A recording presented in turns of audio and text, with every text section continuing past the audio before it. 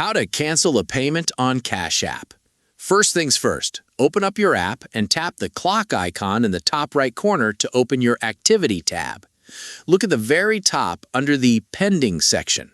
If the payment is still sitting there, you're in luck. That means the other person hasn't accepted it yet, and we can try to stop it.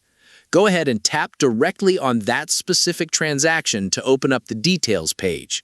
From here, look way up at the top right corner and tap those three little dots to slide up your options menu. Now, keep your fingers crossed. If the payment can be canceled, you'll see a button right at the bottom that says Cancel Payment.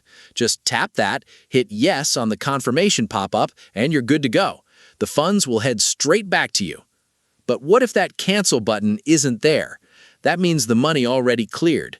Don't worry, you still have a backup plan. Head over to the user's profile, tap Request, and type in the exact amount you accidentally sent. Make sure to add a super polite note in the memo line explaining it was an accident, and tap Request. Most people are honest and will gladly send it right back if you ask nicely. And that is how you do it. Now, if you also want to know how to add money to your account without needing a debit card or a bank account, click on the video on your screen right now. Catch you over there.